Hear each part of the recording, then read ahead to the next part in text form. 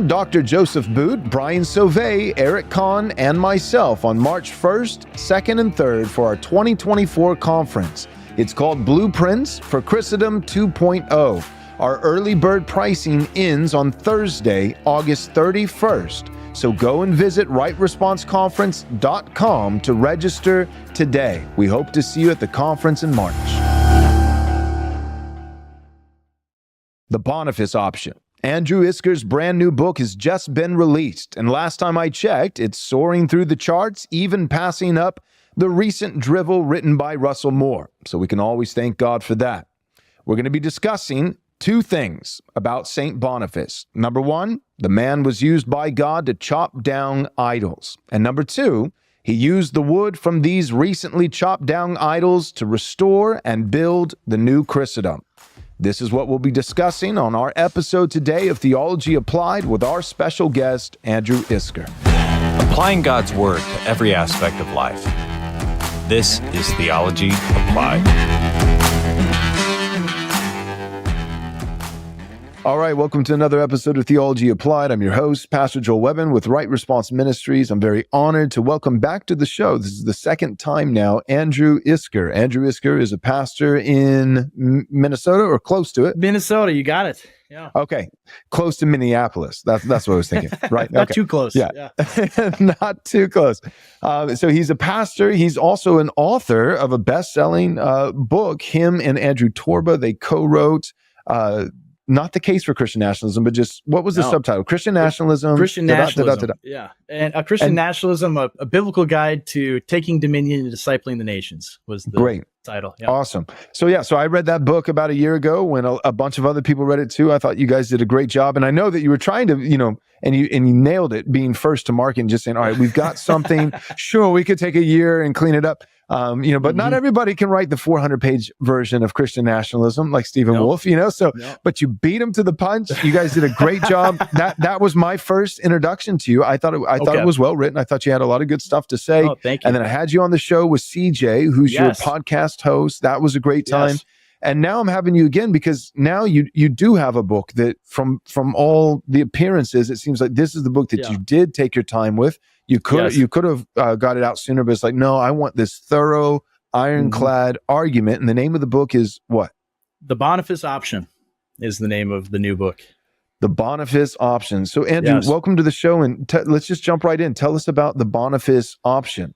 Yeah, well, thank you so much for having me on again. It's always a pleasure. And the book, it's a book about the world that we live in is totally fake. It's not real. It's out of line with how God made the world. Every part of it is this funhouse mirror of the created order that God made.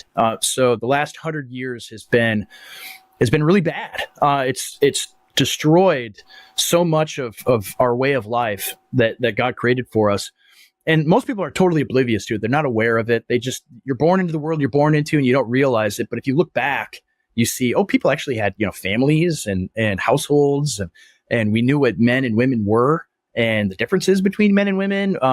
We had, actual education that people received. We had functioning societies. We had friends. We had people we know. Most people are completely alone. They don't have any friends. They don't have any relationships that are real. Any deep connections with people. And so the world it's really bad. And of course, I don't want the book to be just, if only you knew how bad things really were. That meme. But part of it is recognizing and coming to grips with the reality of how bad the world is, but then also, learning to hate that and love the world that God actually made and taking the steps in your own life and with wherever your influence is and whatever you can do to rebuild what is good and true and beautiful. And it's an exhortation to that, to do those things.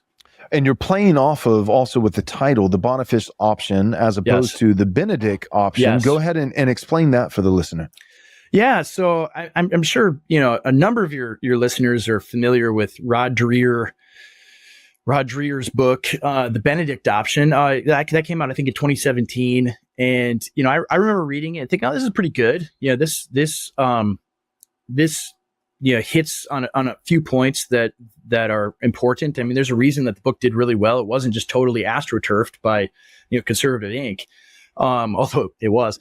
But it was it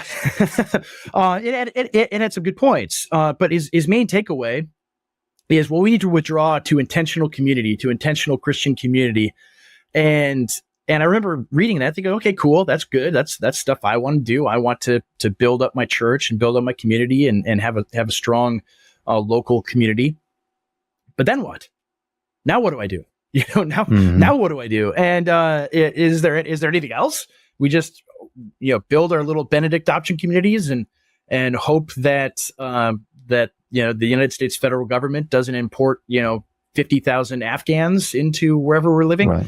It's like the Hobbit strategy. Like, we'll stay in the Shire. Well, just withdraw to the Shire. Yeah. But Sauron will get to the Shire eventually. Yeah. Well, exactly. And there will be no Shires. And it's funny because I remember the controversy, just a few months ago over your book, and all of the people like, oh, you just want to leave. There it is. Yeah. You just want to leave California and go to Texas, and everybody will be safe there. You're just doing this Benedict option thing, and you're just withdrawing and surrendering.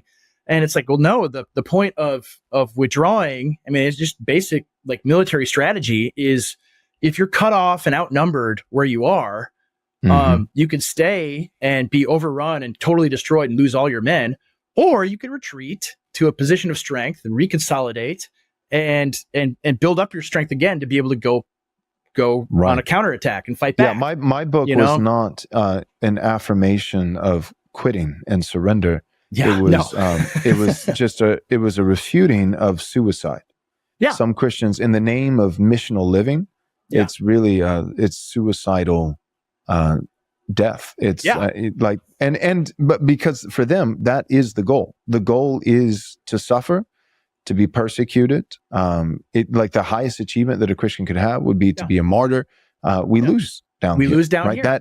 That is the goal, and Jesus will come back relatively soon. So in their mindset, it's like it makes sense. Like go to where the fire is the hottest, and be faithful and get your butt kicked. And the harder that you're getting beat, the more pleased that Jesus is. Whereas so for them, they're like this is just surrender. This is quitting. This is. Whereas for me, it's like no, it's actually the opposite. It's AD and I were talking. AD Robles, we were talking. And he said one of the reasons people hate your book, Joel, is because it's not novel. It's very simple. But one of the reasons they hate it is because if everybody actually followed that strategy, we might win down here. We can't do that. And if we won down here, then that would undermine the 50-year-long ministry of a lot of guys who have been faithful in many ways, but they would have to, a lot of these boomer Christians would have to give an account because they assured everyone the reason why we weren't winning more is because it was written in the stars. It was ordained by God. You can't. Expected to lose.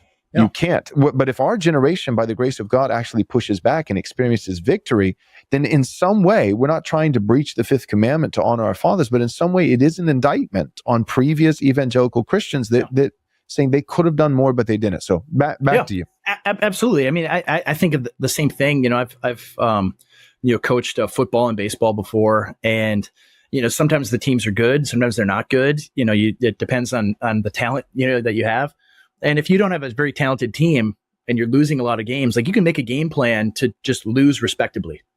Right. Was that me? Oh, no, that's me. I'm sorry.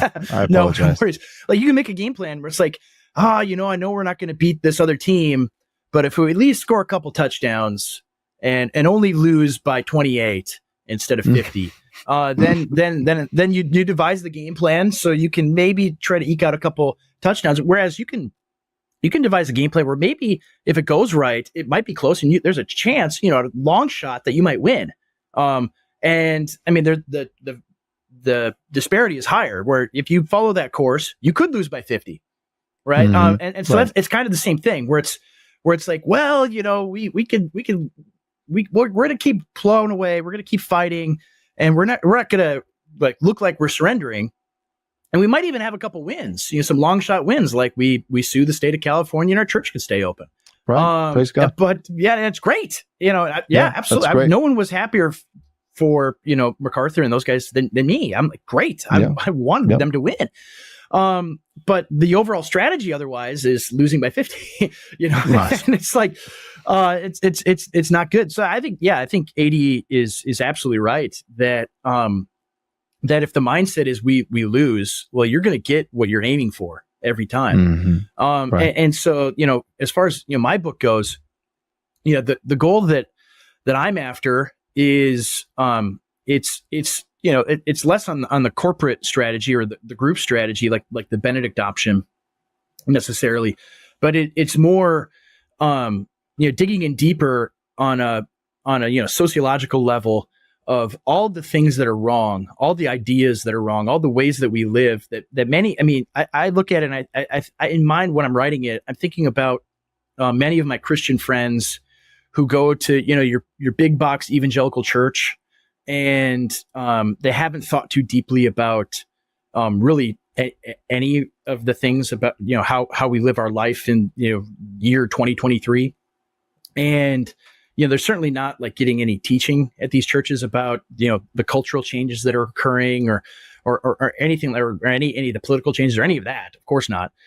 And so they're oblivious to the way things actually are. And one of the things that I think rattled some people out of their slumber over the last year is the trans stuff, the trans agenda, especially in the schools and all of the trans stuff that's been pushed.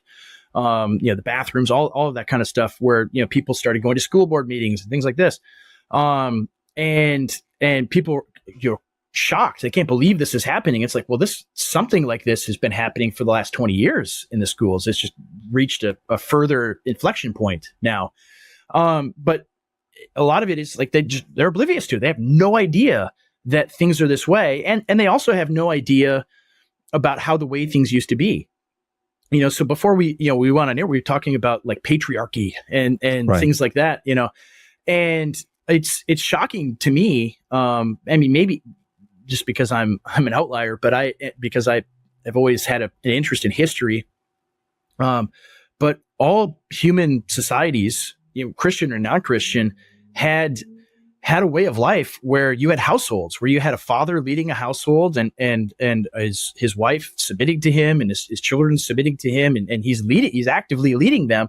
That's just built into how everybody everywhere lived, other than a couple random, tribes in Papua New Guinea or something where they have a matriarchy that some anthropologists can point to. But it's like 99.9% of all of human history is this way. And it's like, wow, it's almost like God built it that way.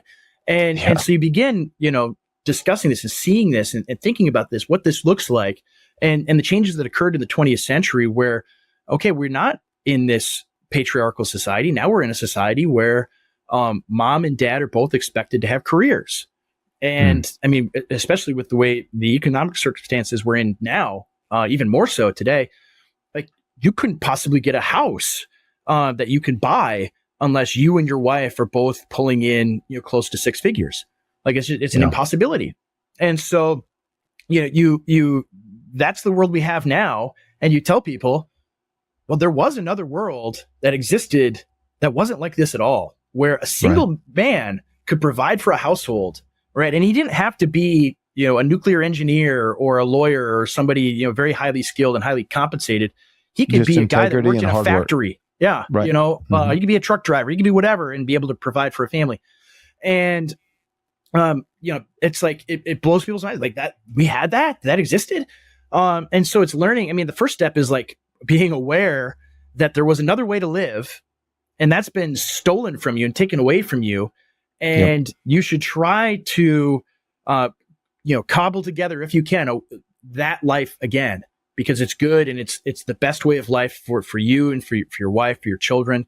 And of course, not everybody's in a position where they can do that. Not everybody is able to escape, what I call in the book, trash world, in the same way. But you have to do whatever it is you can. And so, it's so many of these things. I in the book, I have a chapter in there just about, atomization and how, I remember, during I don't know if we can use the word if this is on YouTube, COVID. That's right. during that time, I don't know what they allow anymore or whatever. But during that time, you saw that I think most people realized how alone they were and how few friends, how limited social interaction that's real beyond the workplace people have. I mean, most people's lives they wake up at 5 or 6 in the morning, go to their job, come back and play video games or watch TV, and then do the exact same thing all over again. And then maybe on the weekend they'll hang out with a couple friends, and that's their life. That's all they have. They don't have any extended network of friendship or people that they know. They don't have 20 or 30 friends. And several people, and there's all these sociological studies that there's a significant percentage of people that have zero close friends at all in real life. All of their interaction is online. So you see, like during the lockdown, some people loved being locked down. They thought it was great because they can live their lives inside of a pod and feel totally fulfilled. But like that's the state of life for many people, especially young people today, is they're alone. They don't have anybody. They don't have anybody that loves them. They don't have anybody that they can love. Many of them don't have families in any real sense. And that's not by accident. It didn't just like shake out this way randomly. All of these things, all of these bonds that God created us to have been ripped away from us. And people who don't have those things, who don't have strong relationships, a local community, people nearby them that they know and love and care about, they're very easy to rule, right? They're very easy to manipulate. They're very easy to dominate.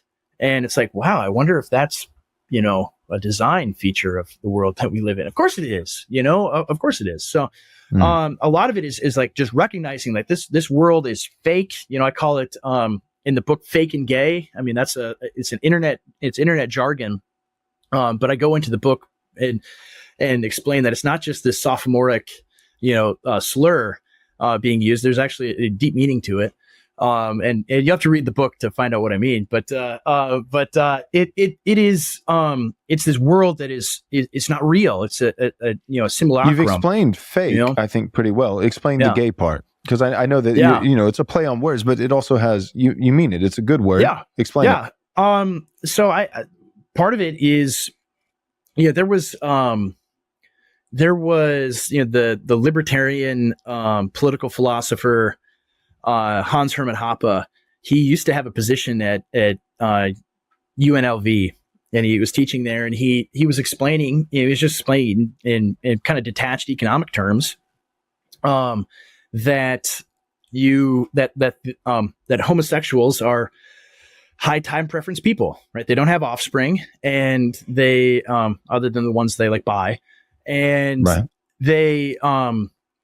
their lives are designed in such a way that they are on the forefront of their mind is whatever experience or pleasure, things that they want, they can have immediately, right? So the high they are not low time preference is good, high time preference is bad. It's and so a consumerist society is built along those same lines, where you want people to be as high time preference as possible, zero deferred gratification or delayed gratification whatsoever. You want it now. And so I mean, in the book I talk about Michel Foucault, the left-wing philosopher, homosexual, and he was told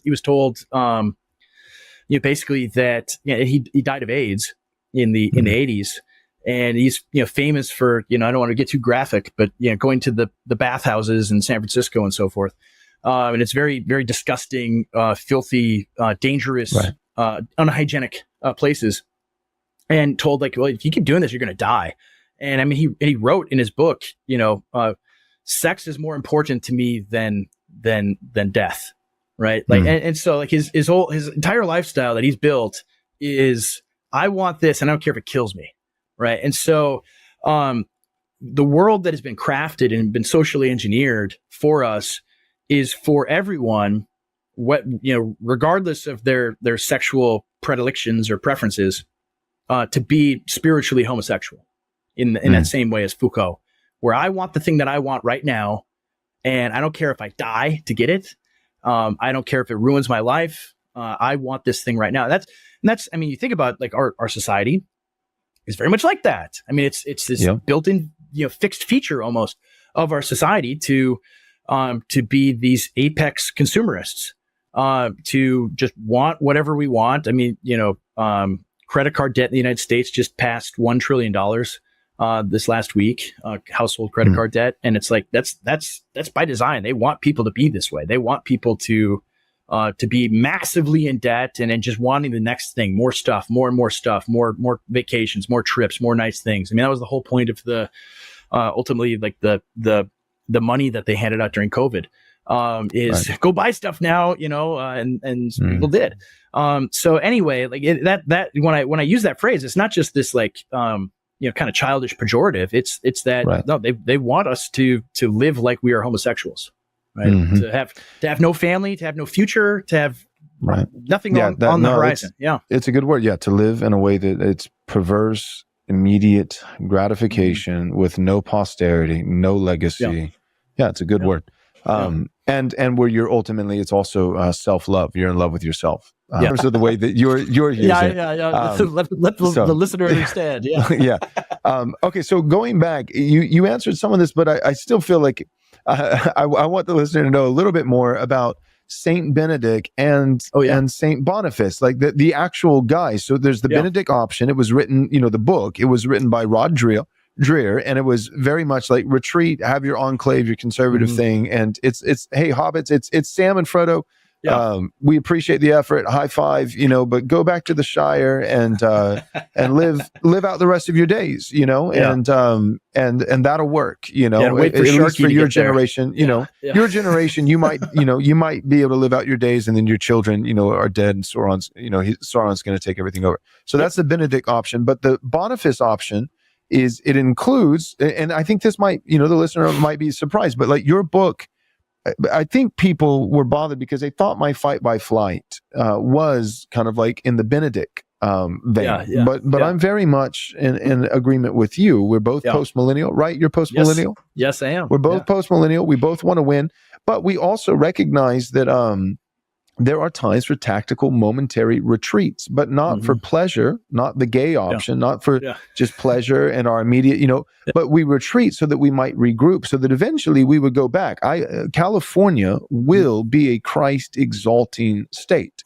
One way or another. The entire, United States of America could collapse, but that land the land and the people who inhabit it at some point will be worshipers of the triune God. That's going to happen. And I think that getting Christians out temporarily when you're outnumbered by a long shot to regroup, not have all your resources siphoned away and be able to leave an inheritance for your children, should blah, blah, blah. And also let some of the self-collapsing, parasitic nature of California, like let California defeat itself a little bit and then go back when it's weaker. When you're stronger, it's weaker, and take over the land. Finally, a coffee company that doesn't hate you and your beliefs. Today's sponsor, Squirrelly Joe's Coffee, is a thoroughly Christian company that ships seriously good coffee straight to your front door. Owned and operated by Joe Morris and his family out of Olney, Illinois.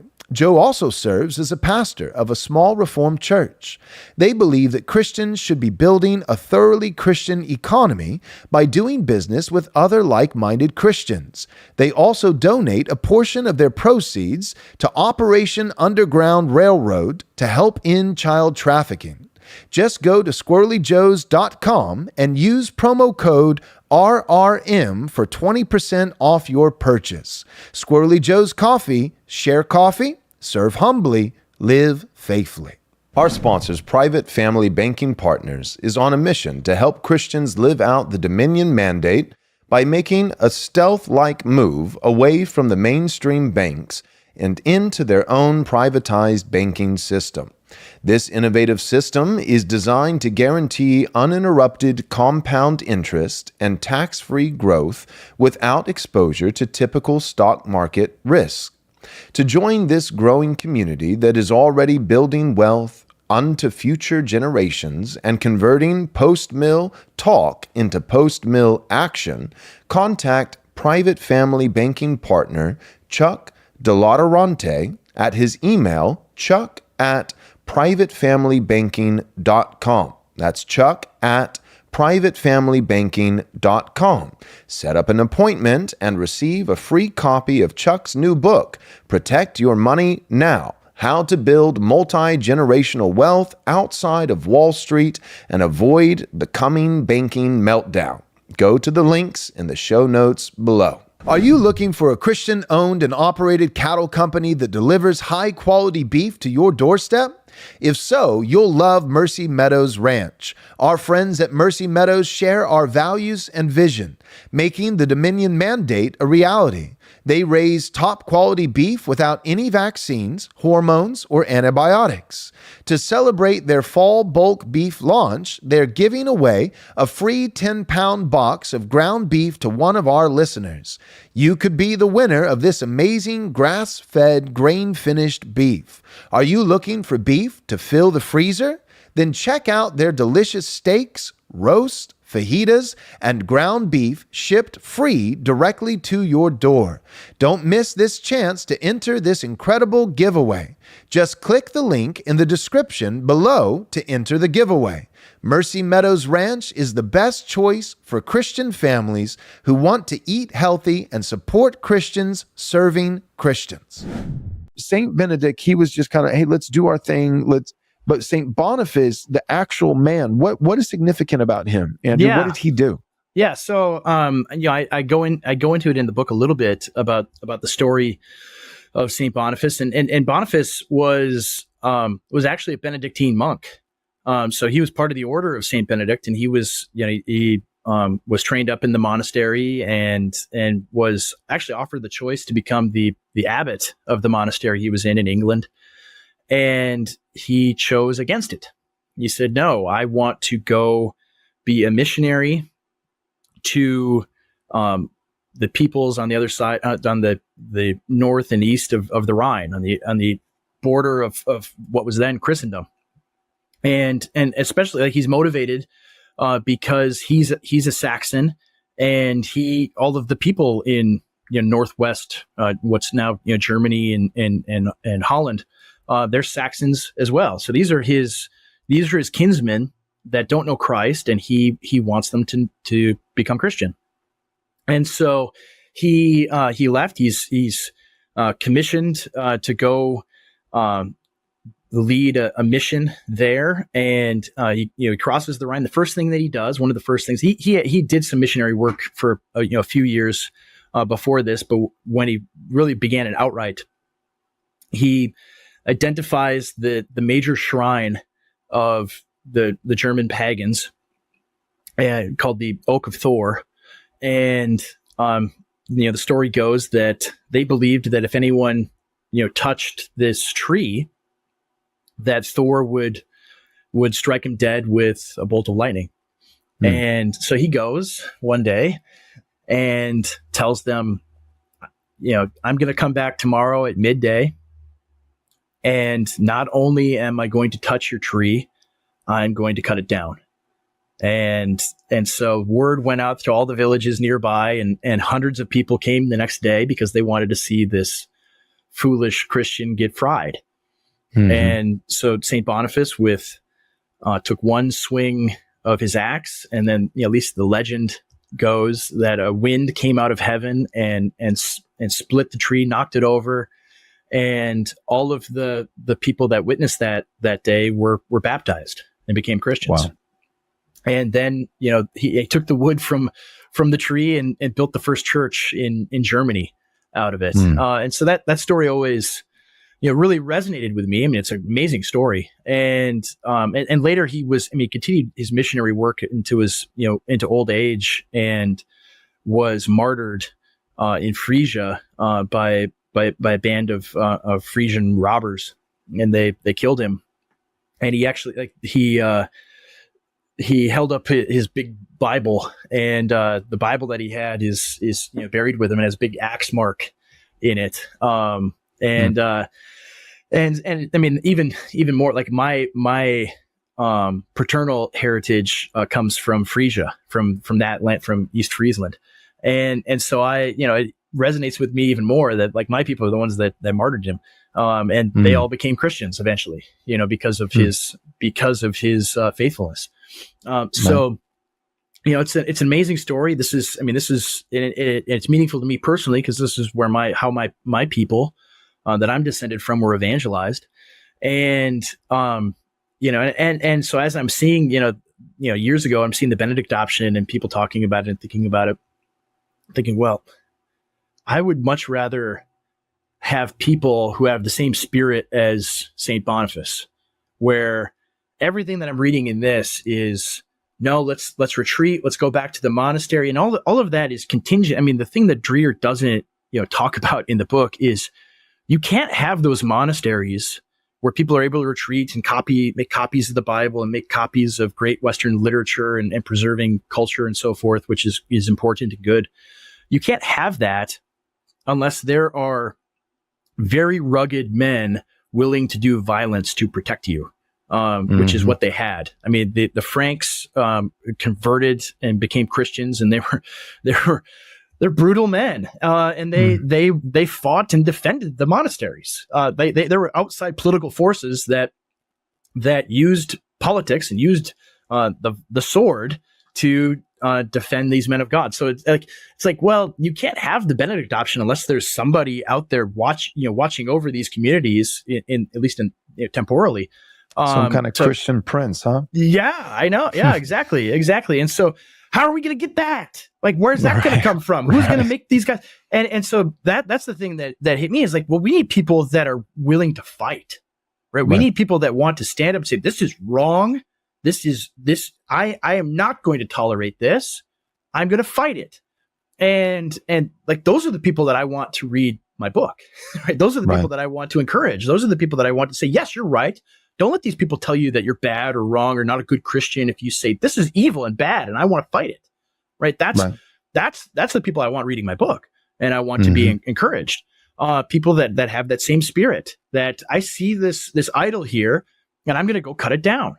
I'm not going to tolerate it at all. I mean, it's this great testament. It's like Elijah. I mean, there's a lot of similarities to Elijah and Elisha, where they're fighting these evil idols that are around them, that are set up, and that's the kind of people we need to be today, right? Dreher uses this term post-Christian world. I think it's more or less correct.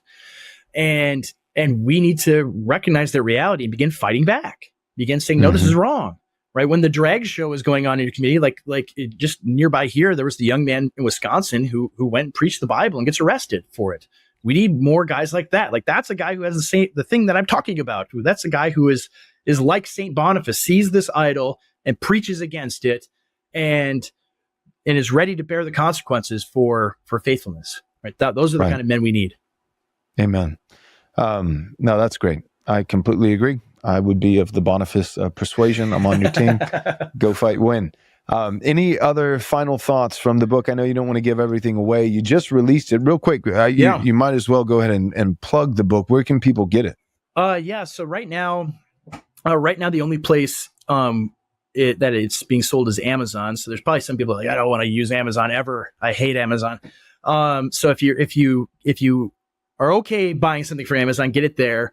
Otherwise, at the Gab store, there will eventually be copies that will be able to ship out from there as well if you want to go directly through Gab.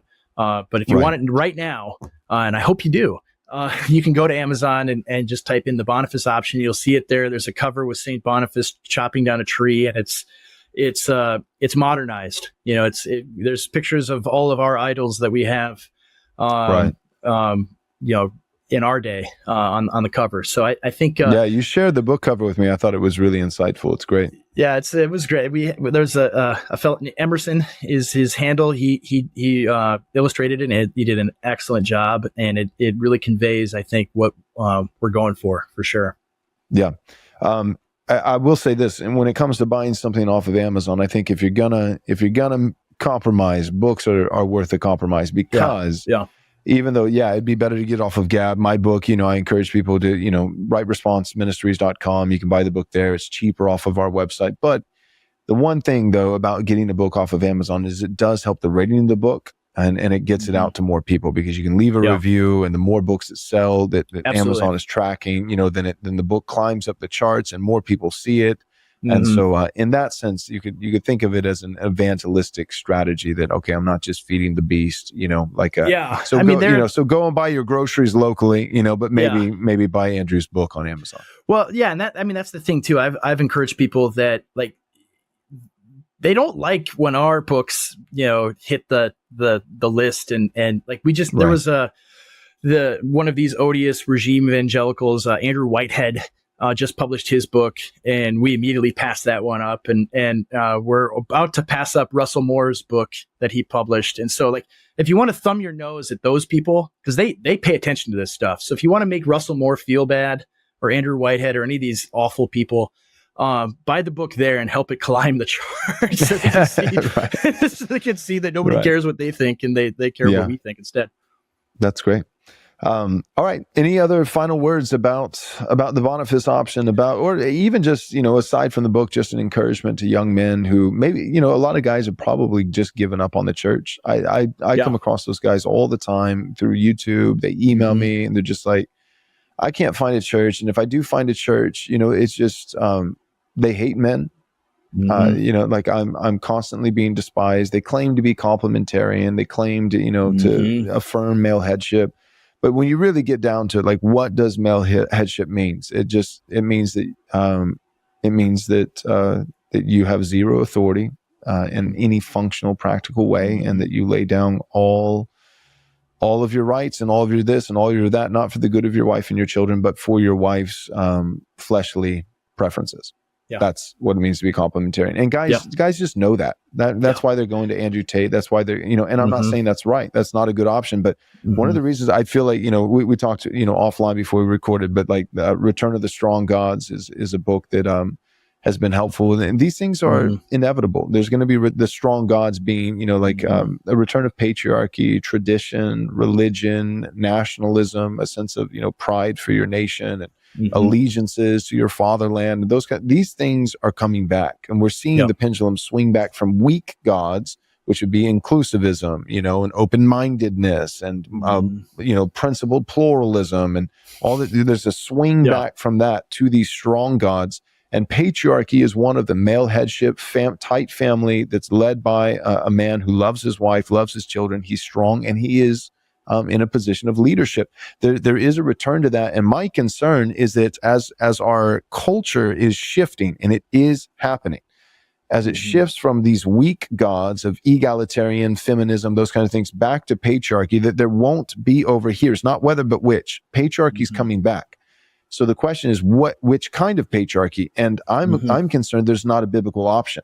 That it's the only patriarchal option that they'll find are going to be guys on the internet who are Muslim and who hate Christ, or who are polygamous, or who are promiscuous or whatever. Because all the Christian guys who have the right theology for the most part, they're functionally egalitarian. They're not. They're functionally egalitarian. They're feminist. And so anyway, so all that being said, there's guys, my point is there are guys who feel hopeless. That's just one issue, the patriarchy issue. But whether it be that or whatever it is, there are guys who feel like, they've taken the red pill, their eyes are open, they see that the world is trash world, like what you're saying in the book, but they feel like, it's like Rohan, it's just despair. They're following up that red pill, or at least very tempted to follow it up with a black pill. So what would you say to those young men? Yeah, I mean, that's a big part of the book is like the first section, 6 chapters, and the first section of the book really is, to use that internet lingo, taking a red pill and being awakened to the way the world really is. And then the final 6 chapters correspond to the first 6, and it's, white pills, right? Here's how you can win, right? Here are the things that you can do to win down here. And not just give everything away, not just lose, not surrender everywhere you go, because like you said, I mean, these things, God made the world the way that He did, and trash world, there's we call it global homo, or all the different phrases that we use for it. it's fake, it's socially engineered, and it's like this. It's like, when my kids have a project or something and they glue together a bunch of popsicle sticks to make some kind of structure. Like that's what it's rickety and built like that, and it's going to come crashing down. And like you said, there aren't Christians, not very many of them anyway, who see that, for one, and then have any kind of Christian, faithful Christian response to any and all of these issues, whether it's patriarchy or nationalism or anything else, or right wing politics, things like that. There are very few Christians who are willing to say, okay, here's the way that God made the world. Feminism is evil. All the sexual degeneracy is evil. All of the machinations of the globalist regime to destroy your country, those things are evil. And here is how you personally can begin to fight back with your own life, the things that you can personally do to make the world that you live in better, not just for yourself, but for the people around you, for your family, for your children, because I believe that we are going to win. And it might be the kind of winning that will occur. It might not happen in my lifetime. I think it could. Right. It very well could happen in our lifetimes. But I want to, at the very least, prepare my children after me to continue this fight, to fight this world, see it for what it is, and build real things that matter in the world for people. And so some of it is, I get the same, emails, phone calls, texts, messages online from so many young guys. Some of them aren't even Christians, but they want to be, right? They want to find a church. They want to find a place. And these churches, like yours, like mine, they exist. They're real. They're out there.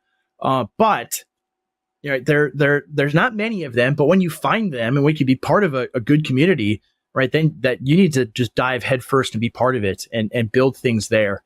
And I think that things like that will continue to grow. There'll be more churches that are willing to stand up, that are willing to, if I will, take the Boniface option, be willing to chop down idols and tell the truth and be bold and say the things that need to be said. Because the point of the pulpit is to encourage the people of God, right? To encourage the people of God in the lives that they're living every day.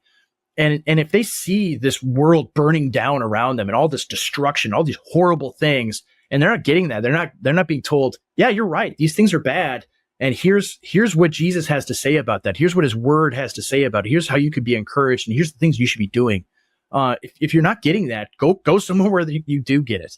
Yeah. Not just online, not just from people like me or Joe, go physically to a place where that exists, because they're out there. Yeah. You can find them, but it's hard. It takes work. So many of the things in the book, the white pills, right? They don't go down easy, right? They're hard. They're difficult. There's a lot of sweat and blood and tears that you're going to, shed in order to build the things that need to be built, but it's worth it. It absolutely is. And so, read the book and leave a review. Tell me, find me on Twitter and on Gab and everywhere else, and tell me what you think, if you've read it. I hope that it encourages, especially young men, that it encourages them and builds them up and causes them to be willing and ready to fight, and gives them permission, not that they need it, but says, no, it's okay. You're right to want to fight these things. No, you're right. And if people are telling you you're wrong, they're wrong. You need to be willing to fight and be willing to say and do the things that are true. And so, read the book. I hope you like it. I'm very excited. It's been a lot of work to get out there. And I hope it blesses a lot of people. How many pages is it? I think it's not long. It's like 160, 140 or 160. I can't remember the last typesetting that we did. So it's not super long. It's not I love Stephen.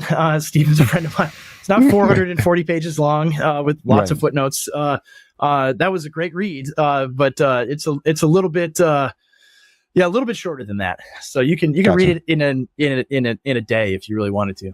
Awesome. Well, thanks so much for coming on the show, Andrew. I appreciate what you're doing. I appreciate you sending me the book. I started reading some of it today. I plan to finish it, and I'm excited to see how God uses it to encourage young men and young women that we could continue to push forward